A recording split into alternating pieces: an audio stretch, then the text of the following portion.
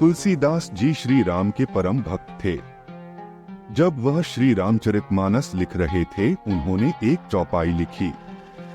भावार्थ, इस पूरे ब्रह्मांड में श्री सिया राम का वास है, अर्थात सब जीवों में भगवान हैं, इसलिए हमें उनको हाथ जोड़कर प्रणाम करना चाहिए।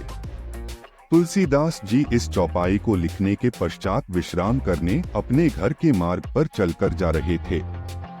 मार्ग में उन्हें एक लड़के ने रोकते हुए कहा कि संत जी, इस मार्ग से मत जाओ। तुलसीदास जी ने पूछा क्यों? लड़का बोला, आगे मार्ग में एक सांड क्रोध में लोगों को मारता हुआ घूम रहा है। महात्मा जी, आपने तो लाल वस्त्र भी पहने हैं, इसलिए इस मार्ग से मत जाओ।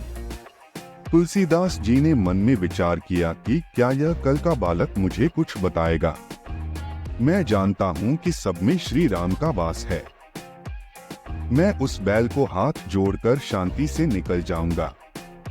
लेकिन हुआ उसके विपरीत। उस गुस्सैल बैल ने तुलसीदास जी को टक्कर मारी और वह गिर गए।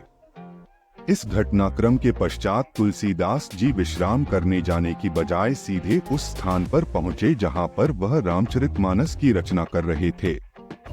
वह जैसे ही उस चौपाई को फाड़ने लगे, हनुमान जी प्रकट हुए और पूछने लगे कि आप इस चौपाई को क्यों फाड़ रहे हैं। तुलसीदास जी ने हनुमान जी को सारा प्रसंग सुनाया और कहने लगे कि मुझे लगता है कि यह चौपाई गलत है। हनुमान जी बोले, आप गलत समझ रहे हैं कि यह चौपाई गलत है। यह चौपाई तो 100% सही है। तुलसीदास जी, आप उस बैल में राम को देख रहे थे, लेकिन आपको उस बालक में राम क्यों नहीं दिखा जो आपको उस बैल से बचाने के लिए पहले ही मार्ग में खड़े थे। उन्होंने ही तो आपको बोला था कि बाबा, इस मार्ग से मत जाओ। यह सुनकर तुलसीदास जी का क्रोध शांत हो गई थी। तुलसीदास जी की इस कहानी से हमें शिक्षा मिलती है कि हम बहुत बार पहले घटने वाली छोटी घटनाओं पर ध्यान नहीं देते और बड़ी समस्याओं का शिकार हो जाते हैं।